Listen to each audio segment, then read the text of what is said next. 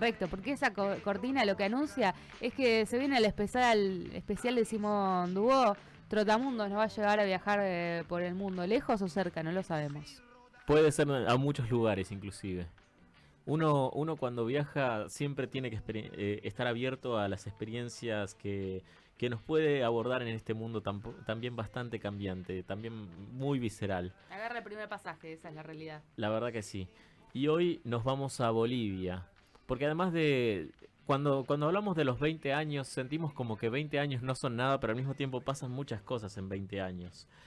Y ha cambiado mucho la situación dentro de lo que es Bolivia de acá a 20 años. Porque podríamos decir que esta semana nos dio mucho que hablar las elecciones generales en Bolivia, donde por primera vez tenemos un balotaje entre dos candidatos de derecha y donde también Evo Morales finalmente terminó siendo proscripto por la Comisión Electoral Boliviana. Y no hubo también un apoyo de los candidatos presentados a favor dentro del MAS, inclusive. Ni de la gestión de Arce, ni tampoco de la gestión de Andrónico Rodríguez. De hecho, fueron de los que menos votos habían sacado, inclusive. En estas elecciones terminaron siendo elegidos para enfrentarse en un balotaje por 1.700.000 votos, Rodrigo Paz Pereira, del Partido Demócrata Cristiano, un partido como de tendencia humanista, pero de centro derecha, podríamos decirlo, y Jorge Quiroga Ramírez, que es de una coalición llamada Alianza Libre, que reúne además de... Es una coalición bastante más atrapalotodo, ponele, porque es de derecha, pero también incluye partidos opositores del conservadurismo liberal, bastante neoliberal, pero inclusive hasta se autodenominan como de izquierda de pronto, porque provienen de un partido, además del Movimiento Demócrata Social, del Frente Revolucionario de Izquierda, que fue un partido de ultraizquierda histórico. Es como una mezcla muy extraña de pronto de estos partidos que ganaron, porque son de derecha, pero no dicen tan abiertamente que son de derecha. Yo claramente diría que el espacio político de Bolivia está en crisis. Bastante, sí. Y solamente eso justifica el hecho que surjan espacios como estos. Sí, y el tercer candidato en llegar, porque además también es como una elección que se dio donde ninguno llegó a una mayoría absoluta, fue Samuel Doria Medina, de Alianza Unidad, Bloque Unidad, donde llegó con 1.050.000 votos. Sí, el 20%. El 20%. No sabemos a quién va a apoyar al final en esta alianza de pronto. Puede ser que en el balotaje inclusive termine apoyando a uno o a otro.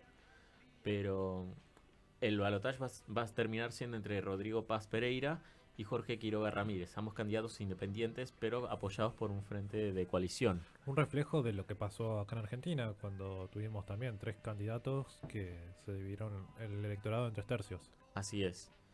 Andrónico Rodríguez no llegó al 10% de los votos, de hecho sacó un 8,5% de votos, 456.000. No fue apoyado ni por Evo Morales ni por Luis Arce. De hecho, Arce había presentado su candidato, Eduardo del Castillo, en el MAS. Cabe destacar también de que Evo Morales fue desplazado de ese partido. Iba a presentar su propio partido, pero al final terminó sin la posibilidad de presentarse ahí. Le sacaron le sacaron esa personería. La personería jurídica del MAS, haciendo que no se pueda presentar, y Arce, que en un principio iba a presentar su candidatura, ante el escándalo político que generaba hacia adentro de su propio espacio, tuvo que dar de baja su propia candidatura. De hecho, no pasa mucho esto, ¿no? De pronto en muchos lugares donde muchos presidentes no pueden presentarse para ser reelectos. En Argentina pasó con Alberto Fernández, por ejemplo. Claro, sí.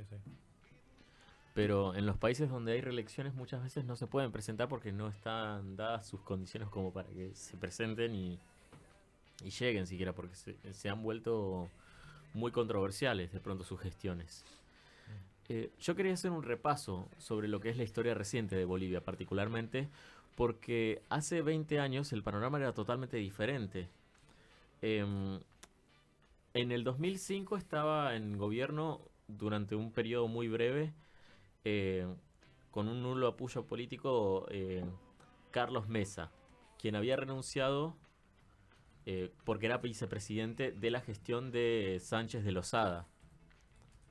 Y, y no duró mucho en ese gobierno. De hecho, asumió Eduardo Rodríguez Belze, quien debió llamar a unas elecciones rápido para poder, para de alguna forma también convocarlas y tratar de transicionar lo más pronto a un nuevo gobierno.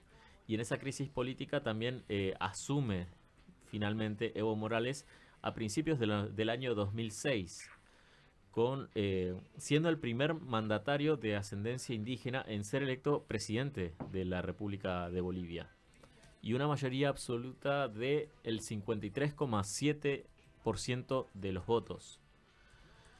Esto lo hizo también con unas propuestas electorales bastante concretas, ¿no? Nacionalizar los recursos naturales del país, como los hidrocarburos, hacerle frente a la corrupción que en ese momento venía azotando a Bolivia, y también ponerle un freno a las multinacionales que se estaban llevando y aprovechando de los recursos naturales del país, y a su vez permitir una suerte de mercado legal dentro de lo que es la coca para consumo interno en Bolivia, y también intervenir para realmente hacer una mejora en la distribución de las tierras y un gobierno más equitativo. Y en lo que respecta a Evo Morales, ha tenido muchos enfrentamientos con empresas como las petroleras o gobiernos de países donde provienen esas petroleras, como fue el caso de Repsol, por ejemplo. Como se darán cuenta, fue contemporáneo también a la estatización de YPF en Argentina, en ese sentido. Sí, fue gracias a Evo que logramos que no se quedasen con el monopolio del litio. Así es, porque lo cierto es que Y fue lo que después le costó el golpe de Estado también. lo cierto es que en general muchas de las políticas de inclusión en América Latina fueron impulsadas por el gobierno de Evo Morales a lo largo de sus 3 gestiones. Ha sabido inclusive llegar incluso una mayor apertura democrática dentro de lo que es los sectores que históricamente habían sido marginados en Bolivia. Por eso se convirtió en un estado plurinacional. Tal cual. De esa manera también han llevado a cabo muchas elecciones para realizar ciertos referéndums, por ejemplo, posteriores a la crisis política del 2008 en este caso, donde el bloque Medialuna, en este caso los estados de Bolivia más, como se dice, opositores a la gestión de Evo Morales, Más ricos. sí, más ricos también, porque en ese sentido están toda la parte que vendría a ser oriental de Bolivia, donde está Santa Cruz, donde está Beni, Pando y Tarija, Chuquisaca creo que también, pero no estoy seguro. Son más opositores a la gestión de Evo Morales. Y por eso también estaban buscando una suerte de autonomismo de pronto. Y lo que se llevó justamente en el 2008, además coincidiendo con la crisis económica mundial, fue también un enfrentamiento político dentro del propio gobierno de Evo Morales. Y esa confrontación fue también donde esta región concentraba muchas de las riquezas mineras, obviamente. Posterior a eso se realiza un referéndum donde se preguntó si se estaba aprobando la gestión de Evo Morales y el presidente Álvaro García Linera. Y lo que salió en ese referéndum fue que el 67,1% aprobaban la gestión del presidente. Obviamente los partidos del oeste eran quienes más lo aprobaban en ese sentido, con mayor población. Y solo el 32,59% lo desaprobó. O sea, se podía inclusive revocar la presidencia si no se aprobaba incluso eso. Luego hubo otro referendo autonómico Y también hubo un referéndum constitucional en el 2009 para reformar la constitución y permitirle a ser de esa manera, por lo menos, ser reelecto o una opción de 5.000 hectáreas de pronto. Y ese referéndum sí se fue aprobado por un 61,43% de los votos. Luego hubo otro referéndum en 2016, que fue más de corte constitucional, para permitir una reelección de 2 veces de manera continua. Y este fue rechazado por una diferencia muy mínima de votos, el 51,3 contra el 48,7%. Este referéndum fue como el puntapié inicial para el debilitamiento de su propia gestión. El quiebre. Sí, porque en 2019 fue cuando la OEA, ante la tercera elección, Sí, porque después del referéndum él decide presentarse de todas maneras. se presenta, gana las elecciones Ujú. y después se presenta nuevamente y en 2019 se realizan un montón de protestas ante este fallo de la OEA que denuncia abiertamente un fraude electoral en estas Sí. elecciones en 2019. Un fraude que no tenía mucha argumentación propiamente, no tenía una argumentación sólida de por qué se estaba cometiendo este fraude. Y Evo renuncia, su vicepresidente renuncia también, el presidente de la Cámara de Diputados también renuncia y se deja el país como una suerte de acefalía por un momento hasta que asume Jeanine Áñez en 2019, Ujú. donde dentro de su propia gestión empieza a realizar una suerte de reformas muy conservadoras a lo que es eso. Igual estás diciendo el renunció, no explicaste que se tuvo que ir del país Sí, en un vuelo proxy por México y por supuesto, en ese sentido ya a la embajada argentina. casi como que fue obligado a salir de Ujú. Bolivia, Sí, sí, sí. porque corría riesgo inclusive de su integridad, su vida. Ujú. Asume Jeanine Áñez en 12 de noviembre de 2019 y se queda en gobierno durante un año, hasta 2020, firmando incluso decretos de deuda Ujú. en Bolivia, que un gobierno de transición no puede hacer eso, Ujú. Tal cual. porque además no tenía ni siquiera fue electa democráticamente No, tal cual. Áñez. Debía llamar a las elecciones lo antes posible y se tardó un año. Un año para llamar elecciones. Y fue gracias a que empezó a haber movimientos populares que empezaron a presionar el gobierno y a cerrar varias entradas a fábricas claves del país. También llevó también a que haya algunas muertes. Sí, de hecho reprimió muy violentamente a los opositores. El gobierno de Áñez se caracterizó también por esa ofensiva represiva. Ujú. Y por otro lado también empezó a hacer muchas reformas que incluso no estaban aprobadas por el Congreso Nacional. Eh, Ante este panorama se llama nuevamente elecciones y de hecho también inicia la crisis sanitaria en 2020 por el coronavirus. Eh, Se suspenden los vuelos, se suspende gran parte del comercio internacional y las actividades educativas esenciales. Pero las elecciones se llaman a finales de ese mismo año, en octubre, el 18 de octubre, donde irónicamente también sale electo con amplia mayoría de votos el MAS, con Luis Arce a la cabeza. Y la postura de Arce fue distanciarse cada vez más progresivamente de la gestión de Evo Morales. Igual cuando él asume como un enviado de Evo. Sí. Eh, Fue un aliado estratégico. Era Evo en el extranjero, pero Arce en la candidatura.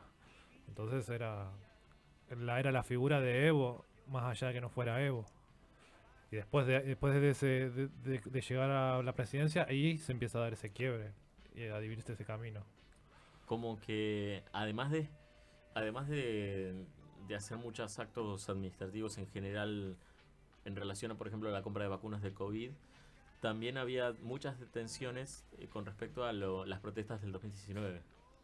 Y también su gestión se vio muy caracterizada por la escasez de dólares en 2023 y a su vez también una crisis judicial en el año 2024. Elecciones que no se pudieron llevar a cabo. También Bolivia en 2024 sufrió un intento de golpe de Estado dirigido por el general del ejército Juan José Zúñiga En la Plaza Murillo, ustedes vieron los videos, Sí, sí. ¿se acuerdan? Tomaron la plaza, pero duró pocas horas igual. Sí, y Y los mismos soldados, porque él solamente manejó un batallón, entonces los mismos soldados fueron los que se rebelaron ante las órdenes del general y fueron los mismos soldados los que aplacaron ese intento de golpe de Estado. sí. Y de hecho Zúñiga fue detenido y juzgado Ujú. por ese intento de golpe de Estado. Y en este momento Bolivia también está presentando una crisis política y económica muy grande. Y el presidente no ha sabido dar una respuesta. Inclusive ha arengado incluso en contra de Evo, diciéndole que deje de provocar a los bolivianos a envalentonarse. Y también le dijo, no soy tu títere. Así, de gratis. Y Arce también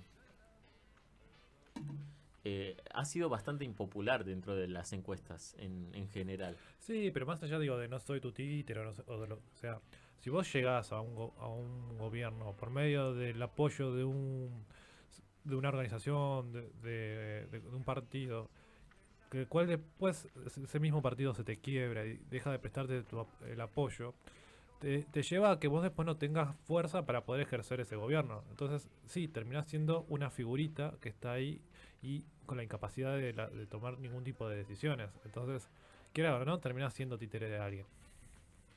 Terminó de esta manera inclusive siendo rechazado por el partido, porque una parte del movimiento al socialismo terminó más afín a Evo y a su vez también el bloque más arcista se fue debilitando conforme fueron avanzando las elecciones en Bolivia y de hecho Andrónico Rodríguez presentó su candidatura por separado. De hecho, él estaba a cargo del Senado, si no me equivoco.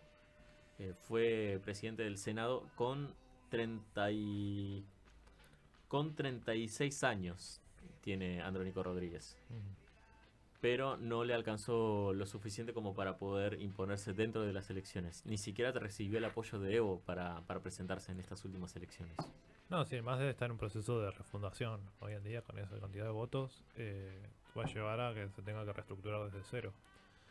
En estos momentos, los candidatos más votados, Paz Pereira y Quiroga Ramírez, suman entre sí más del 50% de los votos entre ellos.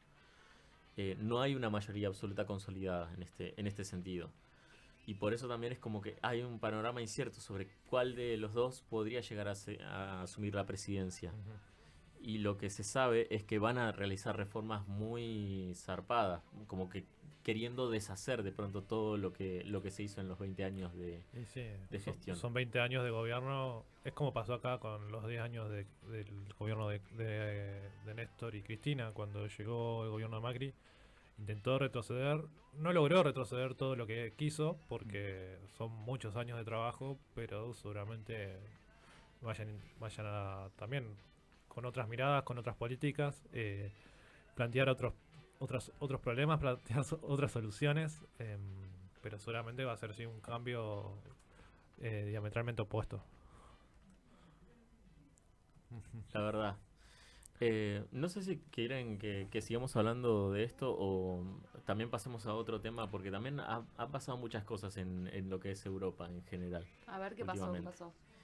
¿Querés que cuente ahí? Sí, Bueno, básicamente lo que teníamos era, yo tenía dos noticias con respecto a lo que es la guerra de Ucrania.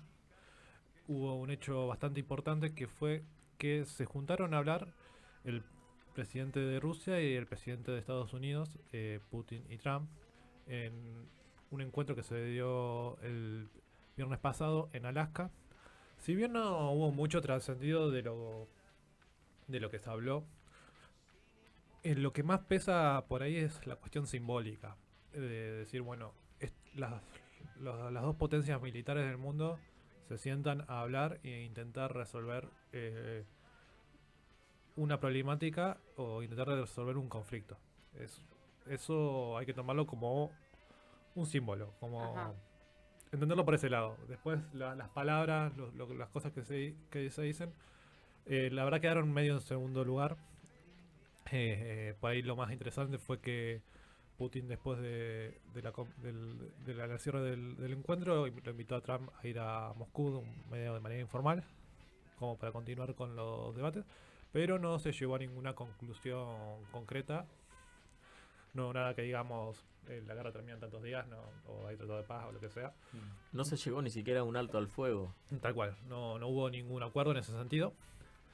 Sí, después de lo que Trump acordó es que todo lo que se estuvo hablando se lo iba a comunicar al presidente de Ucrania, a Zelensky. Y mucho más no podemos decir en cuestión así como concreta. Pero bueno, es quedarse con esa figura. Obviamente que hay muchos intereses políticos, hay quienes quieren que siga la guerra, hay quienes le interesa, digo, siempre que hay una guerra hay que entender que hay cuestiones económicas. También, por ejemplo, hay que entender que el día que se acabe la guerra, Zelensky no va a poder tener otra excusa para seguir manteniéndose en el poder. Ya habíamos hablado de que ya el 80% de la población ucraniana de alguna manera u otra quiere que se termine la guerra. También, bueno, en colación a eso traía otra noticia que, bueno, esto es un dato que también hay que tomar un poco igual con pinzas, porque es el tema de que son las muertes, y son un dato que nadie quiere decir, viste, secreto de Estado. Muertes de esta guerra. Muertes lo que traigo hoy son muertes de ucranianos, de soldados ucranianos durante la guerra. Hubo un trascendido, esto lo saqué del canal, para que sepan, de Geopolitics, en donde informan que a través de un hackeo a lo que es el Estado General de Ucrania, la database, los grupos de hackers Killnet, Pro, UserSec y Berezhin informaron que hay registros de que 1.700.000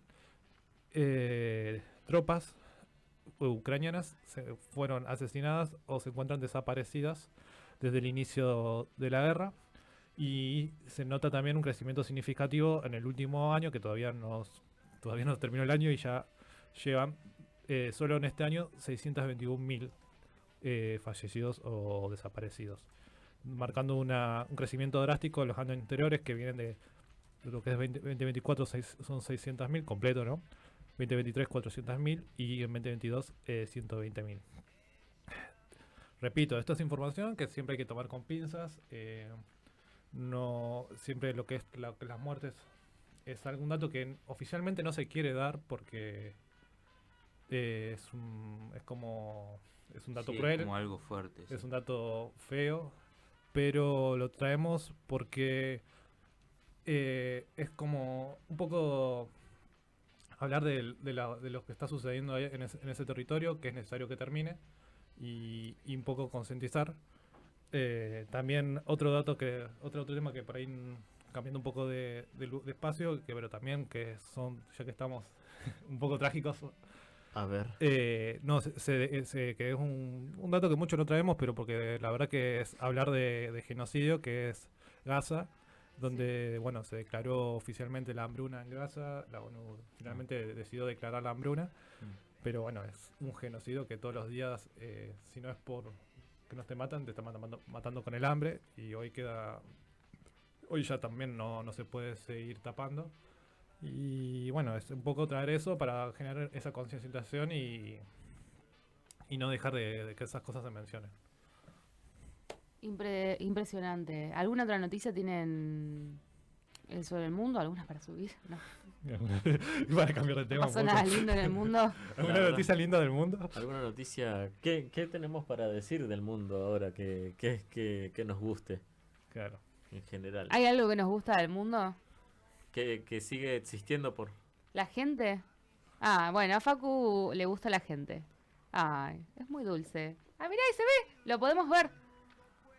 Hola, Facu. Él siempre está del otro lado. Me Sí. encanta, me encanta. Bien, Adrián, que activaste esa cámara, aunque él no se muestra. Adrián. Podría mostrarse Adrián No. también.